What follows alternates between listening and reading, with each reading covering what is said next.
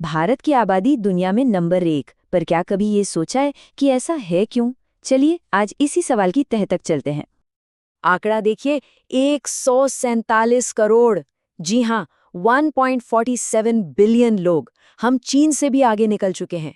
और कमाल की बात तो यह है कि दुनिया के करीब 18% आबादी भारत में रहती है, लेकिन हमारे पास जमीन है दुनिया की सिर्फ 2%। तो सवाल फिर वहीं आकर खड़ा हो जाता है, आखिर इतने सारे लोग क्यों? अच्छा, अब जब भी ये सवाल उठता है तो कुछ जवाब हमेशा सुनने को मिलते हैं, है ना? जैसे कि शिक्षा की कमी है या बहुत ज़्यादा गरीबी है। और हाँ, कुछ लोग तो सीधा सीधा उत्तर प्रदेश और बिहार जैसे राज्यों की तरफ उंगली उठा देते हैं। पर क्या सच में यही पूरी कहानी है? पूरी तरह से गलत तो नहीं है ये बातें, लेकिन ये कहानी का सिर्फ एक छोटा सा हिस्सा है। असली जवाब वो तो हमारी सोच से कहीं ज्यादा पुराना और बहुत गहरा है। असल में इस पूरी कहानी का हीरो या कहें कि वजह हमारा भूगोल है। जी हाँ, ज्योग्राफी। ये हजारों साल पुरानी एक कहानी है जिसकी जड़ें हमारी जमीन में हैं। और ये कोई नई बात नहीं है।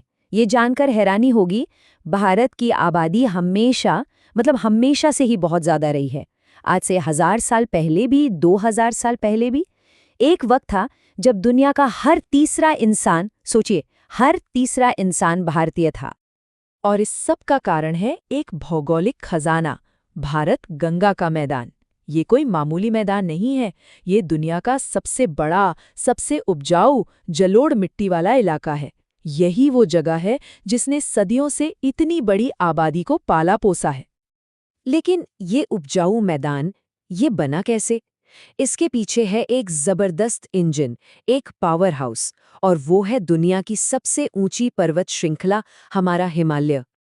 देखिए, हिमालय ने भारत को एक नहीं बल्कि 3 अनोखे तोहफे दिए हैं। पहला, हिमालय से निकलने वाली नदियों ने अपने साथ लाई हुई उपजाऊ जलोढ़ मिट्टी बिछा दी, जिससे ये विशाल मैदान बना। दूसरा, इन नदियों और पिघलते ग्लेशियरों ने हमें दिया साल भर पानी का अटूट स्रोत। और तीसरा, और ये बहुत जरूरी है, हिमालय ने मध्य एशिया से आने वाली बर्फीली हवाओं को रोक दिया और मानसून की बारिश को यहीं थाम लिया, जिससे यहाँ का मौसम खेती के लिए एकदम परफेक्ट बन गया। इस तिहरे फायदे का नतीजा क्या हुआ? एक ऐसी जमीन जो इतनी उपजाऊ है कि साल में 2, यहाँ तक कि 3 फसलें भी दे सकती है। और ये कोई आज की बात नहीं है। आज से 2000 साल से भी पहले एक यूनानी राजदूत थे, मेगस्थनीज। उन्होंने अपनी किताब इंडिका में साफ साफ लिखा था कि भारत में साल में 2 फसलें होती हैं और यहाँ कभी अकाल नहीं पड़ता। अब जरा इस चार्ट को देखिए, ये आपको बताएगा कि भारत का ये भौगोलिक वरदान कितना बड़ा है। हमारा मैदान, मतलब भारत गंगा का मैदान, चीन के सबसे बड़े मैदान से लगभग 2 गुना, और मिस्र की मशहूर नील घाटी से सोचिए 20 गुना ज्यादा बड़ा है। 20 गुना। अच्छा, अब यहाँ एक जरूरी सवाल उठता है।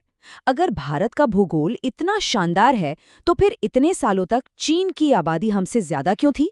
इसका जवाब हमारे इतिहास के एक बहुत ही दर्दनाक पन्ने में छिपा है। बात ये नहीं थी कि चीन की आबादी अचानक बहुत तेजी से बढ़ गई। नहीं, बात ये थी कि भारत की आबादी की जो नेचुरल ग्रोथ थी, उसे जबरदस्ती आर्टिफिशियली दबा दिया गया। और ये हुआ ब्रिटिश राज के दौरान। ब्रिटिश हुकूमत के दौरान सिर्फ 1770 से 1947 के बीच भारत ने 25 से ज्यादा बड़े अकाल झेले। और ये कोई कुदरती आफत नहीं थी, ये ज्यादातर ब्रिटिश नीतियों का नतीजा थे।